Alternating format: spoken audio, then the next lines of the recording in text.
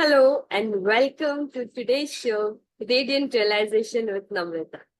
I am your host, Namrata Shah, and I have an awesome guest with me, Valerian Sequeira.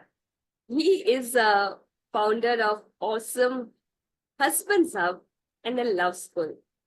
He calls himself a love revival expert, and he has deep understanding of relationship science. So welcome, Wells. I'm super excited to have you today. Thank you so much, Namrata. It is an honor to be here. Thank you. Okay, so Wells, if you can tell me about what got you started in your coaching journey, taking this relationship science as your niche and helping people around you. The biggest question that got me here is the question about why love dies after marriage. Couple of things. I had met my wife when we were in college, and we got married knowing each other for 12 years. Once we got married, I thought that things are going to be amazing, awesome. Not that I'd not seen people married going through fights, arguments, but I thought that it won't happen to us. And the reason was that I thought that all these things happen for people who are in arranged marriages. In arranged marriage, you hardly know the other person. You get married. After getting married, you feel that you're not compatible. But we knew each other for 12 years. And then I had seen people in love marriages falling apart. And I said to myself, how would they know? How long would they know each other? Maybe 1 or 2 years. And look at us. We know each other for 12 years. And initially, things were amazing. There was a lot of love, a lot of care, a lot of understanding. And many of you who are watching it, who are married, would be aware of this. But then slowly we started having fights and arguments. And that was the time I asked myself, is this what I want to live with for the next, let's say, 30, 40, 50 years? And people say this is normal. Fights are normal. Arguments are normal. But I had come from a home, like many of you, would be where there were fights and arguments. And then you got an exam tomorrow as a child, and today your mom and dad are fighting, or your brother and somebody else is fighting. There is a fight, and you're going through a stress. And I had come from a family like that, like many of us, and I didn't wanted that. And that was a time because I was a coach, I was a counselor, I was a corporate leadership facilitator. I got into learning, trying to actually make sense of why love dies after marriage. And as I went deeper and deeper and deeper, I realized that it dies because the relationships have to go through different stages. And no matter who we get married to, no matter how many times we get married, the romance is going to end. And when the romance ends, we get into power struggle. And during the power struggle, if we don't have the skills, we don't have the techniques, we don't have the mindset, then we are going to get stuck there. And one of the two things are going to happen. One, either we'll continue to be in that miserable marriage, saying that it is a compromise. Marriages are going to be like this, like majority of the people do, or we are going to get out. And I also realized that we are wonderful human beings. It is just that we have got into, if marriage is like a aeroplane, we have got into a plane without learning how to fly. Nothing else. So if you learn to fly, at least one person, the other person will learn from him. And that's what happened to us. So I started learning relationship science. I understood where I was going wrong. What are the things that I need to change? And when I started changing in a systematic way, there was a shift in Pallavi. And how did that happen? For many of you who are listening, might think that both have to change. I agree with you. Both have to change. But one has to take the initiative. And relationships work on the third law of Newton. Every action has equal and opposite reaction. So when you change, the other person changes. And we started moving from power struggle to mature love. We started becoming each other's best friends. Now, we had been in relationship today for 2 decades. We are married for 9 years. And it has been an amazing, amazing journey, except for those time. It has been a most amazing journey. And that's what I want every person who is in love, who is married, who is committed to have. And that's why I'm here doing what I'm doing. That's a long answer for your short question. Over to you, Namrata. But I loved your answer very much. And your story makes me realize that it happens. So it happens with many people around me. Well, I would like to know from your experience, why do couples fall out of love? Because when they get married, when they know each other, they are high, they want to celebrate every day, they want to be with each other all the time, physically or texting or calling. But then comes a day when they don't even want to see each other. Right. That's a very, very important question and very interesting one. As I mentioned, marriages go through three stages. No matter who you get married to, no matter how many times you get married, you start with romance. And for some people, this romance is for one day. For some people, it lasts for a month. For some people, it ends even before marriage. But every marriage in the 21st century starts with at least one day of romance. And then once we get committed, so what happens in the brain during the romance stage? The brain produces a lot of endorphins and dopamine. These are happy chemicals. So when the brain produces this, it's like a drug. And the brain produces these chemicals when we are having a peg of whiskey or somebody is smoking. So the other person becomes a drug. So that's why we love spending time with the other person, because we feel high. And then we get married.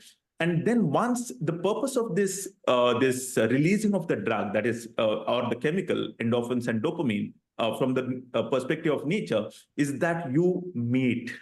That is the purpose. Otherwise, nobody will get married, nobody will mate. So that's the purpose. So once you mate, once you commit, the brain says, now it is not required. The purpose is served. And the high that you used to feel goes down. And at that point, nobody in the world has taught us that that's going to happen to us. And once that happens, we get into something called a power struggle.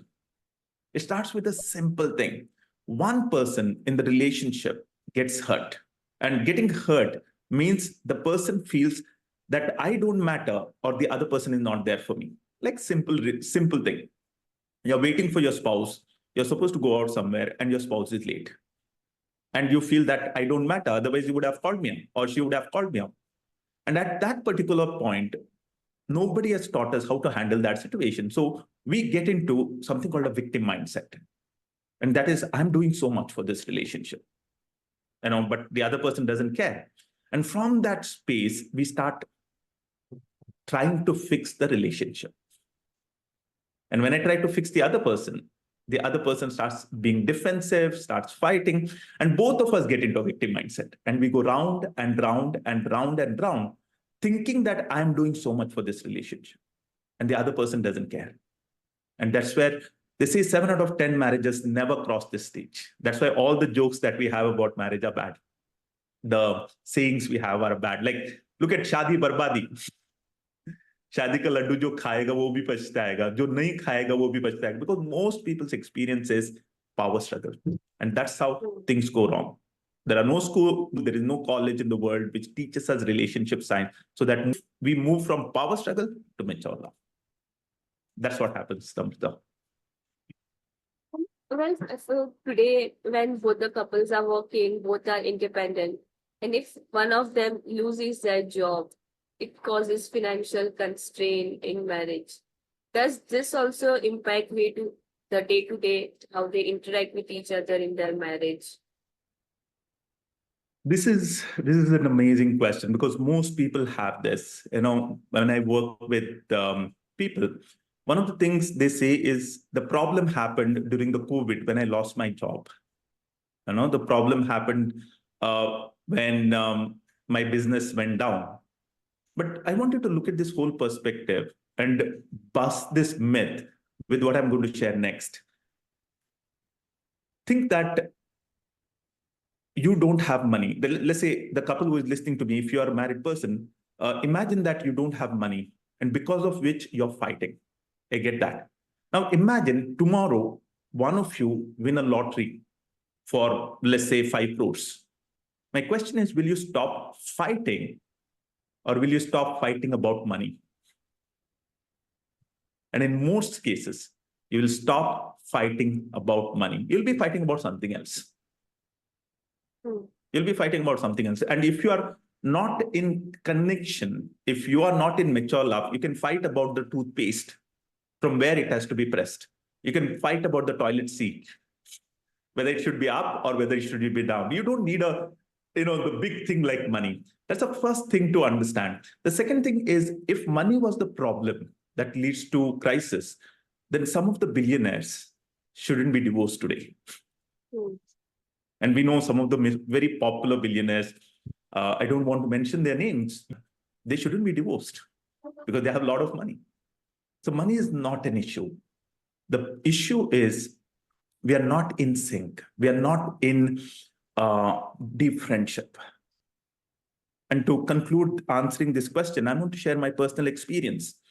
This was 5 years ago. I had started coaching online the way I'm doing today. I'm doing master classes now.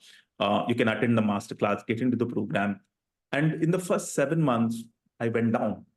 There was 1 month I had no money to pay for my credit card bills. And at that particular point, I've heard men saying, "Oh, if something like that happened, my wife would have shouted and screamed at me saying that, what the hell are you doing? Why don't you get a regular job?" In my case, what happened was Pallavi came to me and she asked, "What happened?" I said, "I don't have the money to pay for my credit card bills." And she says, "Don't worry, Val. My dad has given me money before our wedding. I'll give that to you. You pay that, pay the credit card bills." And what she said next brought tears to my eyes. She said, "If we go up, let's go up together. If we go down, let's go down together." And I believe people will only do that. A couple will only do that when they are each other's best friends. So money is not the problem. The problem is you're stuck at power struggle. So if you move to mature love, your spouse will support you. You'll not have fights. You'll work as a team to solve that problem. So, what I get from you, like friendship, mature love, is what will get any couple out of power struggle and to revive love in their life. So what all things would help them in building friendship, in staying in this zone of matured love, and being vigilant of not getting into power struggle? I'm going to simplify this really well. And as you are listening, as a listener, I want you to pull yourself out of the emotions. Many times what happens is if you're stuck in the emotions, you'll not understand what I'm going to share. So as you're listening to me, I want you to listen to it as objectively as possible. So what gets us into a power struggle? It is a thought process. The thought process is, I am doing so much for this relationship. I am perfect, but my spouse needs to change. And what does my spouse think? My spouse thinks the same. I am doing so much for this relationship, but she needs to change. So why do we get here? Why do we stuck? Why do we get stuck here? Why we are not able to understand where are we hurting the spouse? Is it that we are purposely hiding our mistakes? No. The answer is no. So what happens in our brain is that, see, relationships work on the third principle of Newton. So the third principle of Newton says every action has equal and opposite reaction. If your spouse is not behaving the way that is loving, caring, and understanding towards you, it means that it is created because of your action or because of your reaction. Now, there is a second rule says that our brain is wired to hide our action and highlight our partner's reaction. In other words, if I speak to you and ask you, what is the problem? You will not be able to tell me for more than 10 minutes, what are you doing in your relationship that's creating this? But if I give you the chance, you will be able to talk about how your spouse is behaving, how his or her in-laws, her parents are behaving for hours because brain hides some mistakes. So one thing is you got to learn relationship science, and which will help you to understand where am I going wrong? Where am I going wrong? And the simplest way is, you can only do that at a very deep level by learning relationship science, is to realize that you are a pain to live with. You're a pain to live with. And that was my greatest realization. When I realized that I'm a pain to live with, all that Pallavi does, I'm able to forgive it. Because it's not easy. I might be a coach, but I'm unfocused. I forget things. And that makes Pallavi hurt. Now, once I realize that, there's a shift in me.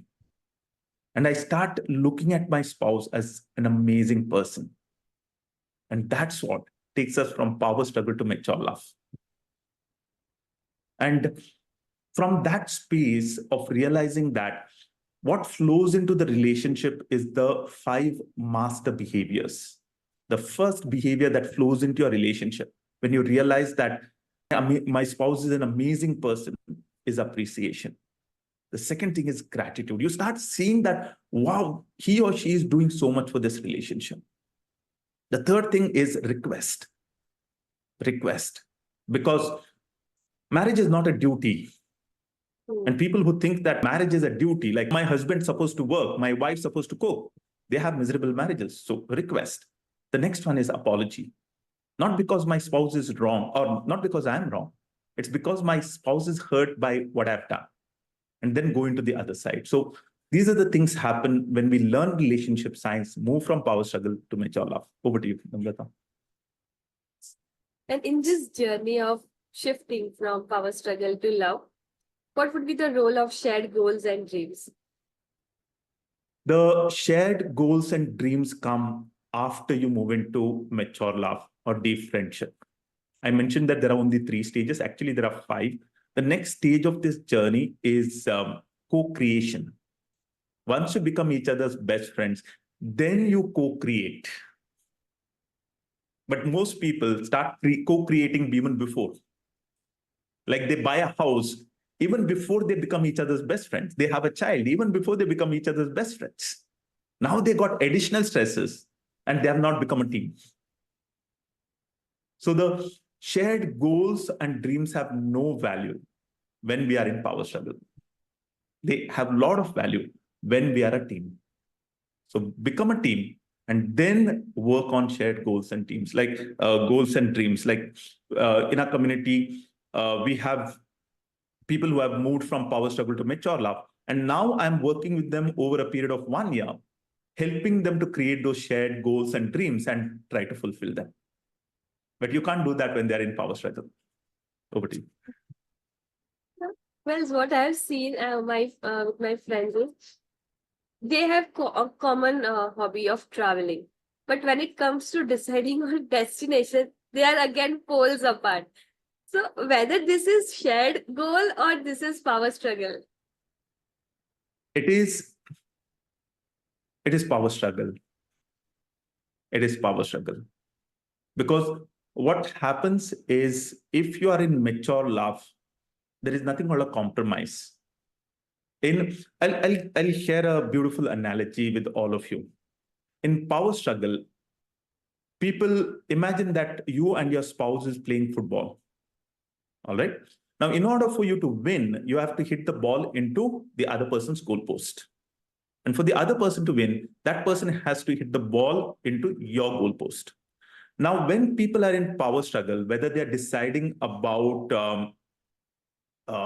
going for some holiday or deciding about buying something, that is the way they're playing the game.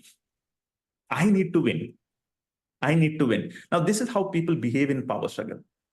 In this process, there is something called a win and a lose. Because this is how we are playing, right? Now, if you really learn relation, I'm using these words very, very specifically. If you don't learn the science behind relationship and you try to do what I'm saying, will not work because you don't know why it is working. So let's say you learned these things and now you are in mature love and the rule of the game is very, very different. The rule of the game is you want your spouse to win. So what's going to happen is instead of hitting the ball into his goalpost, you're going to hit the ball into your goalpost and you're going to make the other person win without compromising.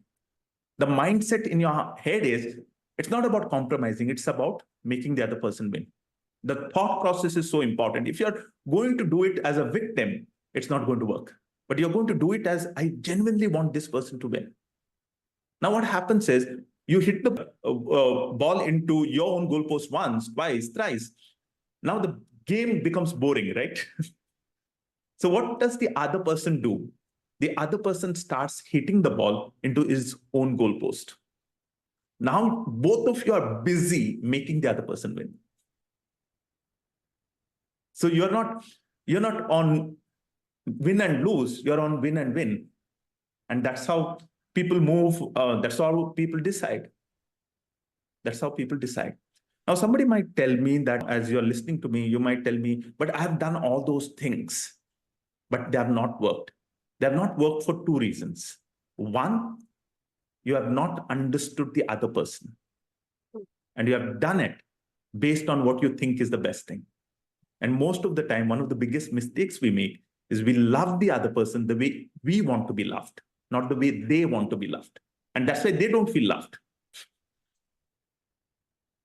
And the second reason is you have not done it over a consistent period of time with the hero mindset or the goddess mindset. You have done it from the victim mindset. To do it with the hero or the goddess mindset over a consistent period of time. And that would make you see the shift in your spouse. Because we start thinking about other person. And I would say once you start having gratitude for everything that your spouse is doing for you, it's easy to shift to other side and saying, I'm great that this person is there.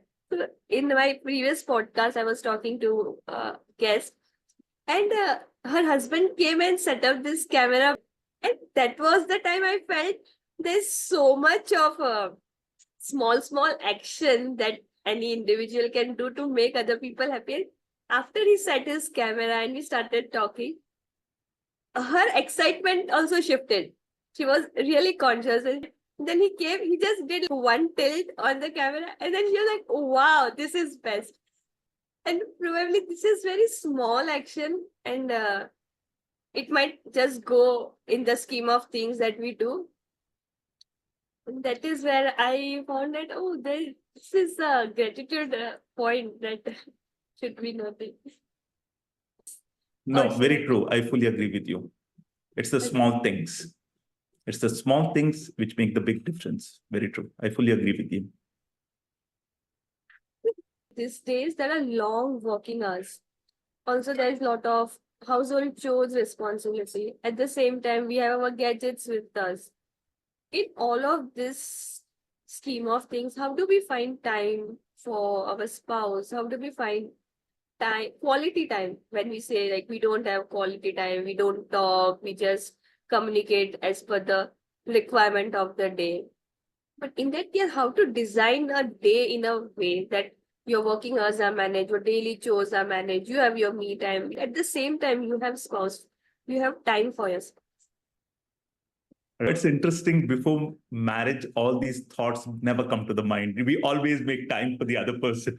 And where does that time come from? We have the same amount of work. Maybe we are not living in the same house and kids are not there, but otherwise the work schedule is the same, but we somehow make time.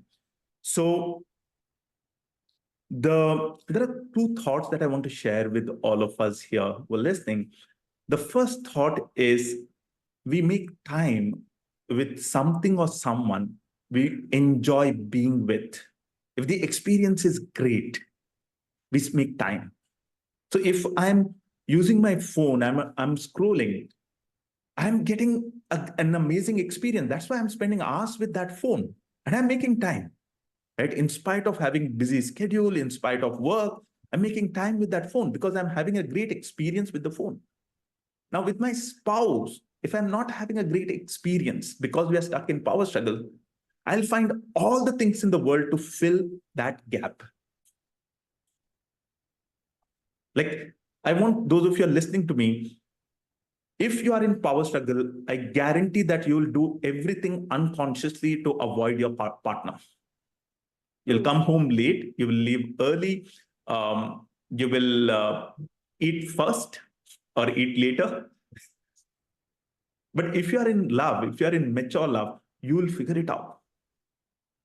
You'll figure it out. So focus on moving to becoming each other's best friends, and you will figure it out. You will figure it out even with regard to your work. You'll come to a conclusion that for me, my relationship is more important than my work.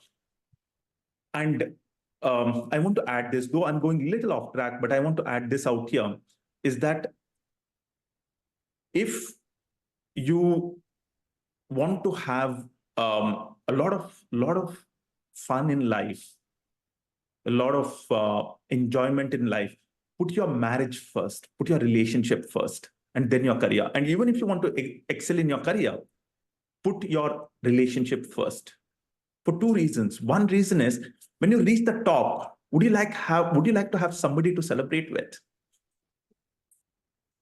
The second thing is you get the promotion, you have loads of money. Now you buy a 3 BHK apartment or 4 BHK apartment. How would you like to be in that apartment? What is the point in living in a big mansion you have worked really hard for, and your wife is not even looking at your face? He's sleeping on a 50,000 rupee bed, which you have really worked hard for to earn that money to buy it. And his wife is sleeping on the other end of the bed, not with you. What's the point?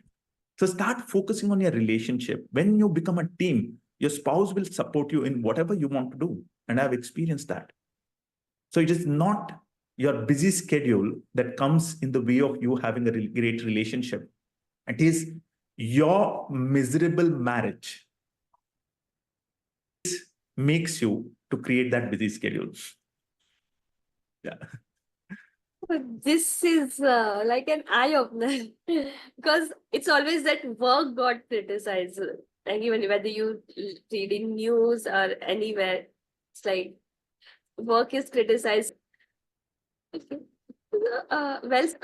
According to you, what leads to betrayal in marriage or leading a partner to go and have an extramarital affair and not be faithful or truthful to the spouse? What do you think leads to all this thing? This is a very, very important question. Many people say that the problem today is the affairs because people are working out. There is much more exposure, which was not there. And that is the problem. I want everybody to know this. And if you can, I want you to write this down. Affairs never lead to broken marriages. Affairs never lead to broken marriages. It is the broken marriage that leads to an affair. So what comes first is not the affair, it's the broken marriage. So let me show you something interesting. Imagine that this is me, all right? This is my wife. When we get married, we are here. Can anybody get between us? Of course not. There is no gap. How can they get between us? Because there's no gap. Now we get into power struggle. We start having fights, arguments. We are disconnected. We are not talking to each other and we are moving apart. Now there is a gap. In this gap, anybody can get in, including the milkman, including the maid who comes to your house. Anybody can get in. And that is true not only for the affairs, it's true for friends, it's true for those of you who are saying that your in-laws are interfering, it's true for everything. When there is a gap that is filled by somebody else.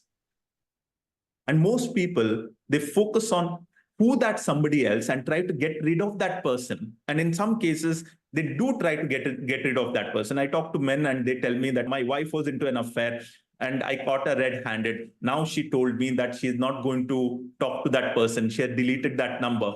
Now what you have done is you have got somebody who was between you out of the equation. But the truth is the gap still exist? Yeah, somebody else will get in after 6 months.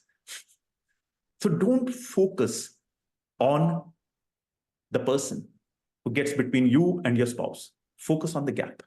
Fill the gap, and the person will be ejected. We have somebody in our community, and same thing. And this particular person today worked on his relationship, learned relationship science, they came really close. That person got ejected, obviously.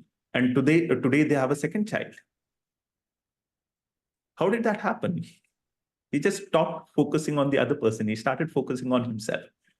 That's where the shift happened. So as you did bring about topic of in-laws, and in-laws are the biggest culprit that we see in all television series, making life of couple hell. So what do you think? How, because at one level they are the closest after your spouse, the inner circle. But at the same time, it is leading to a lot of gaps in between you and your spouse. So how to handle this? Okay. For this, I have separate direction for men as well as women, because the dynamics are very different. As a woman, you walk into your husband's house. And for a moment, I want you to look at the situation not as a daughter-in-law, but as a mother-in-law, because generally it's the fight between the daughter-in-law and the Yes. mother-in-law. Okay. Now, when you are walking into that house, think like a mother-in-law who has taken care of your son for so many years. All right. Now, there's a lady who is walking into the house. What would you feel? You'll feel very, very insecure, extremely insecure. And the thoughts in your mind are that, is she going to take over the house?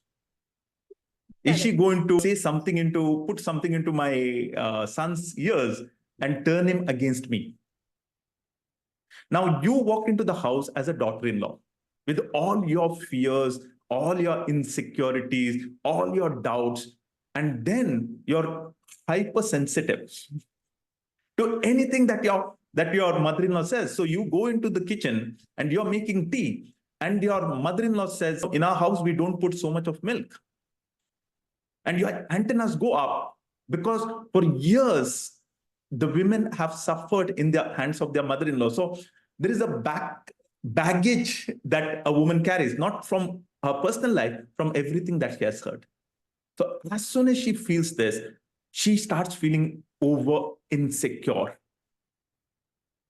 And then she goes to the husband, and that insecurity comes in the form of aggression or passivity, one of the two. Either you confront your husband and you tell him that this is what your mother said to me, and why don't you talk to her? How dare she talk to me like that? And your husband start defending you or defending his mother. And then there's a gap that is created between you and her, or you and him. And now everything, all hell falls apart. Or the second thing you do is you keep your mouth shut. You say nothing. And you're suppressing it. It's going to explode. And someday you explode, and your husband is like, what happened? And you say that, remember 2 months ago, and he says, like, and you have a huge fight. Now what has happened is there's a gap. There's a gap. Instead of that, how about you understand her perspective? How about you understand your perspective? How about you talk to your husband, starting with your mother's perspective, so that he calms down, so that he doesn't feel that you're attacking him? So you start the conversation by going to your mother-in-law's side and start telling him that I totally get it. Probably your mother is feeling very insecure, and because of that, probably she told me this. And she's also old. And at this old age, she might be thinking that I might take you away from him, away from her. So what can we do? Because when she says something like that, it really hurts me. What can we do? Look at the words that I'm using. I'm not saying you go and talk to your mother. No. I'm saying, what can we do? And those words calm the husband down. If he's not calm, he'll get into a defensive. That happens in most cases.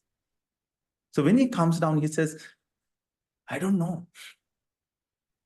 What can we do? Now, those words bring us closer. We are a team now. We are a team against what's happening in our life with that situation, not with the mother-in-law, but with the situation. And that's how you handle the situation.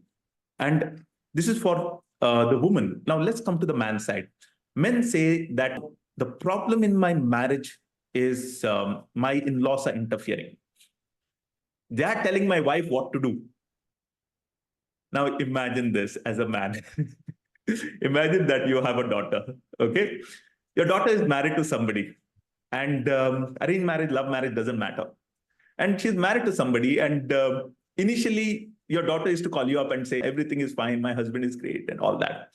Now what is happening is your daughter calls you up once in a while, and she starts complaining about you, complaining about her husband. My husband doesn't take care of me, he doesn't take me out, I don't matter to him, he does this, he does that. And her husband is an intelligent guy.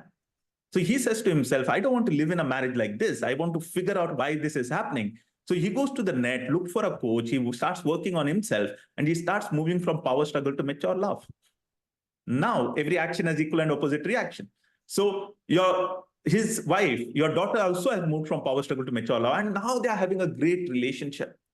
And would you, as a father or a mother, call up your daughter and tell her that yes, ab theek hai, but tomorrow onwards you got to fight? You won't do that, right? The same thing with your in-laws, with your wife's parents. The reason they're interfering in your marriage is because they're worried for their daughter. They really love their daughter. That's why. So don't focus on them. Focus on what made them to get in. It was the fights. It was the arguments. It was the disconnects. Start working on those things. And when there is a good report that goes to your wife's house, they will embrace. Can I share a personal story, Namrata, if it is okay with you? Yes, I would love to hear it. Okay. When Pallavi and I got married, we belong to two different religions and two different places. Okay. Pallavi is a Bengali, I'm a Mangalorean. And when we got married, we had only Pallavi's mom at our wedding. Pallavi's dad was dead against it. They are Bengali Brahmins. And then what happened was, he would not talk to Pallavi for years. Even he would call her up, she would call him up, and he would not talk.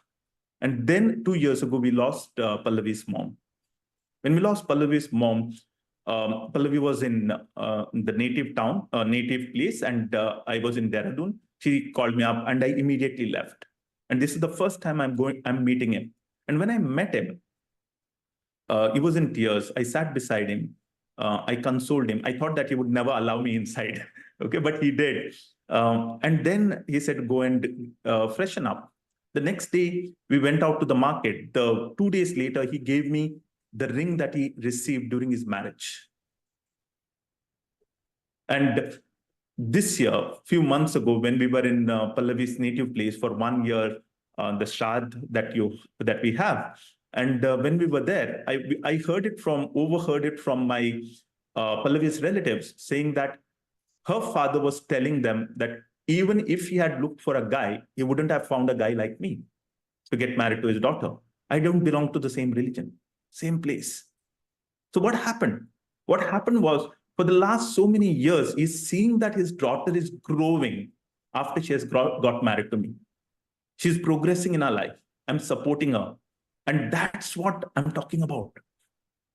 Why would anybody interfere? Like, this is a classic story. The people who are against you turn to your side. And in your case, in most of your cases, your in-laws were there for your wedding. And they were super excited to see you guys get married. Get married. And they have turned against you. Then there is something that you...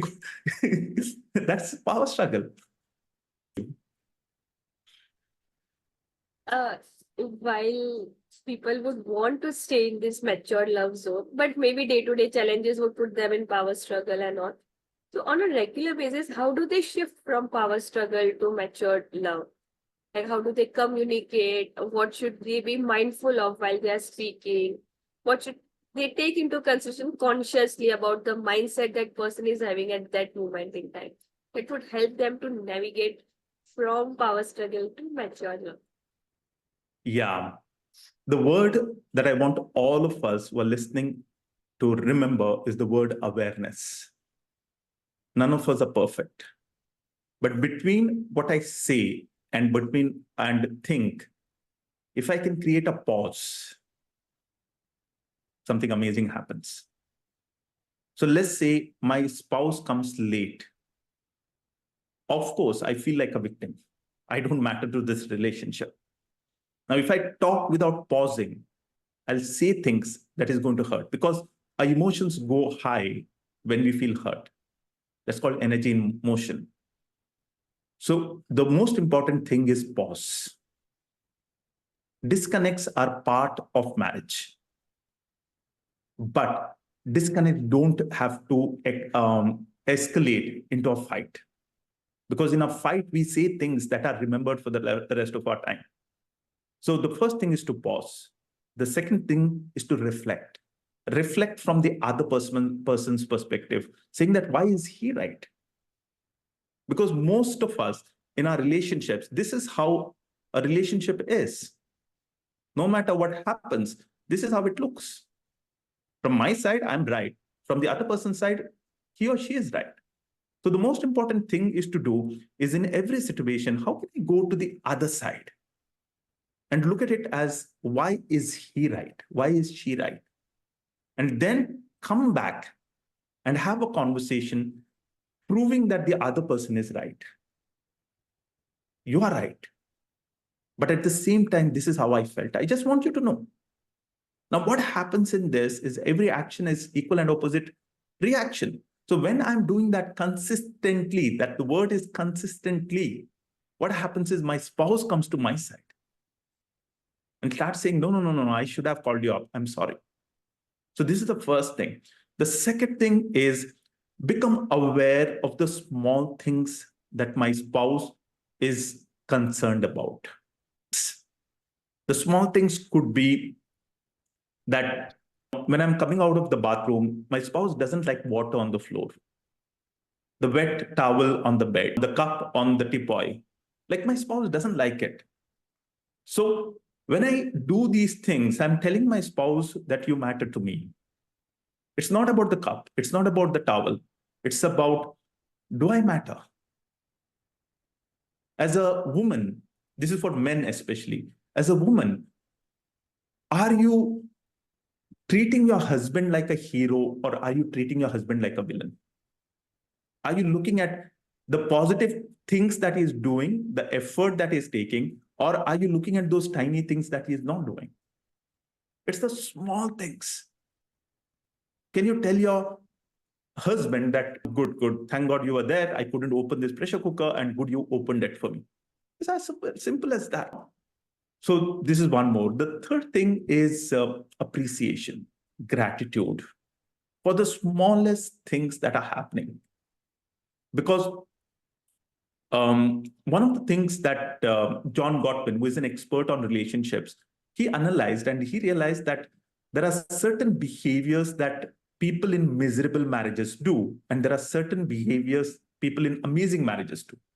So the people who are in miserable marriages, he called them as disasters. Okay, the people in amazing marriages, he called them as masters. So what are the disaster behaviors? I'm going to give you, there are 4 of them. You can go to the net and check. I'm going to give you 2 of them. The 2 of them are criticism and defensiveness. The people in amazing marriages do the things like appreciation, gratitude, all these things. So just be aware of these small things. Small things. And then go out for a date once in a while.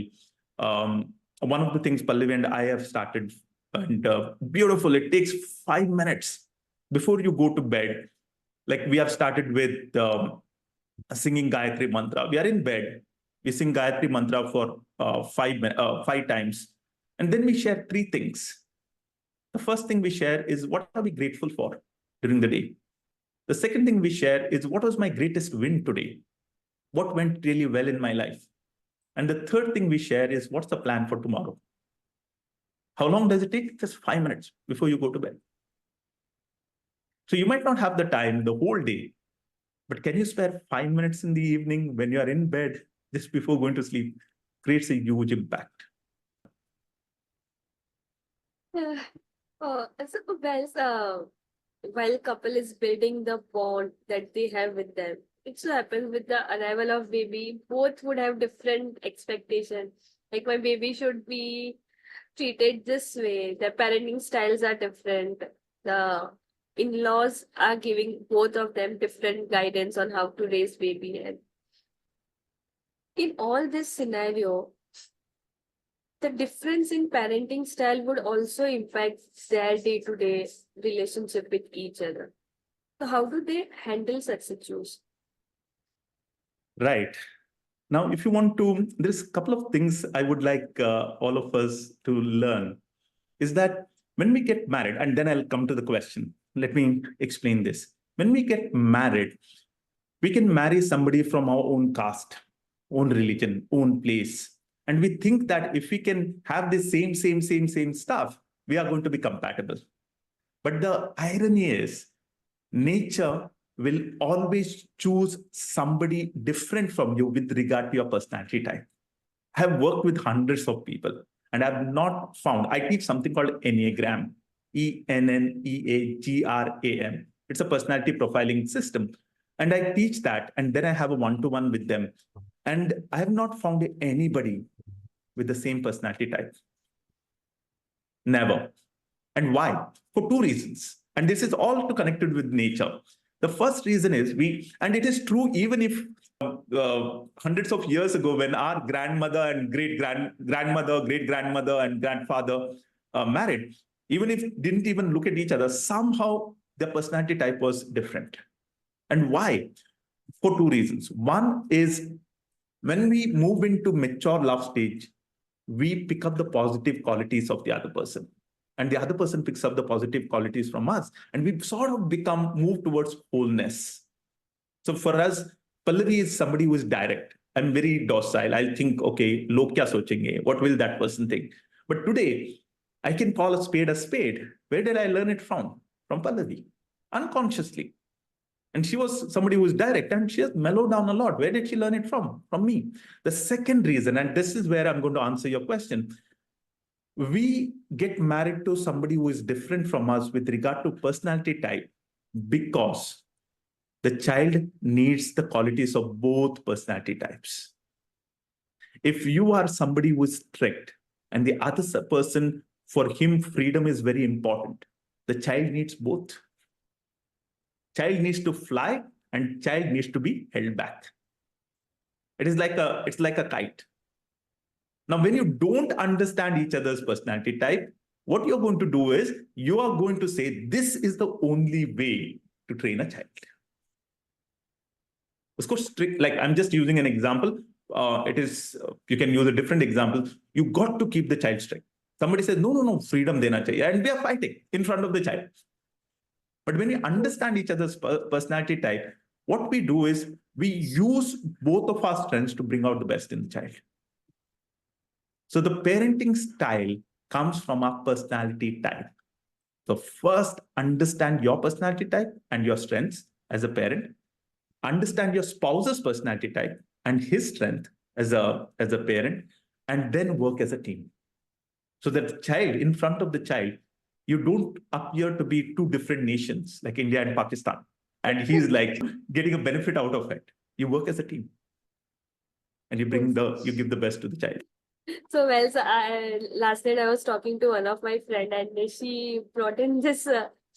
So she and her husband, they were having argument whether to put their child in CBSE board or IB board. Like, yes, this is another level of discussion. Okay. Sir, what I would like to know from you is, as a woman, what can I do to bring a spark in my marriage? What can I do to stay happy with myself and in presence of my spouse? The first and the foremost thing as a woman is you got to take care of yourself. As a woman, your general tendency is to give. And you give. And sometimes you give even when people are not asking you to give. And then you get frustrated because you feel that people are taking you for granted. So the first thing is, are you taking care of yourself? If you're not, then you can't expect your spouse to do that. The second thing is, are you communicating your needs in a most honoring way. If you're not doing it, like I'll show you the example of how you're not communicating your needs in a most honoring way. Your husband comes home. I'm just using this example. You can use any example. And your husband is late, and you say to him, "Why are you late?" Now, is that your need to find out why he is late? If you get the answer for that question, will you feel, my need is met? ठीक है. I got the beautiful, most logical, perfect answer. Now I can live peacefully because that was my need. Is that your need? Of course not. Then why are you asking the question? When you ask that question, he's going to say, he as a man, he's going to think in a most logical way and says to himself, if I give her the perfect answer, she'll be happy. And you're not happy. And you ask one more question and he responds, and you have fights. You bring in topics about dad, you bring in topics about your mom, and then what happened 5 years ago. So the thing is to ask yourself, what is your need? Your need is that your husband respects you, makes you feel that you matter. And you communicate that when you calm down. Otherwise, you will be called as a nagging wife. And after some time, your husband is going to say, "Arey, ye to roz ka hai." You lose respect in the eyes of your husband. That is one. The second thing, I'm sorry. The second thing is, as you're communicating, be assertive. All right. The third thing is, start observing the things that he is doing right. Because as a man, we want to be our wife's hero. Somewhere deep down, we want to be our wife's hero. And how do we know that we are our wife's hero? So the second thing is, make your husband feel like a hero. See, one of the things that happens is once you start seeing the negative qualities, you start seeing that he's not doing something, you can get so focused on those things and forget about the things that he's doing right. And as men, we are like children, okay? And we want appreciation, and you're not giving that appreciation, then we look for it somewhere else. So the second thing is, start appreciating your spouse for the smallest things he does. There is nothing called duty in a marriage. It is everything is a blessing. Everything is a blessing. And start noticing those things, start appreciating him. And when he starts appreciating him, he'll start appreciating you. Years ago, I was working with this woman, and she had moved from power struggle to mature love and never worked with the other partner to begin with. So, and one day her dad had come from the village to her house. And when she gave the cup of tea to her husband, she gave it to her dad. The dad took it, gave it to her husband, and the husband looked at her and he gave a big broad smile and he said to her, "Thank you." And her dad was shocked, like, which husband does this? What the hell is wrong with him? And what happened? Where did he learn those thank you things? He didn't learn it from his parents. He learned it from his wife. So this is for women. Now, as a man, what can you do? The first thing is realize that what your wife wants is not one bouquet once in a month. She wants one rose a day. So as men, what we do is we think about, how can I buy a bouquet for my wife? And bouquet is, how can I buy a big house? How can I buy a big car? How can I buy a nice bed? How can I buy a bigger fridge? How can I have a modular kitchen? All these things are very important. But deeper down, what your wife really wants is one rose a day. And that rose comes in the smallest actions that you do. As I mentioned earlier, like things like, make a list of all the tiny things that your wife doesn't like it. Tiny things. Like, for example, you go to the bathroom and you just close the door, but you don't latch it. And there's a little opening, and she doesn't like it. If she likes it, if she's okay with it, it's okay. But if she doesn't like it, make sure that you do that. You're coming out of the bathroom and she doesn't like water on the floor. make sure there is no water on the floor. And if there is, you apologize. Not because that water matters, but it makes your spouse feel that she matters.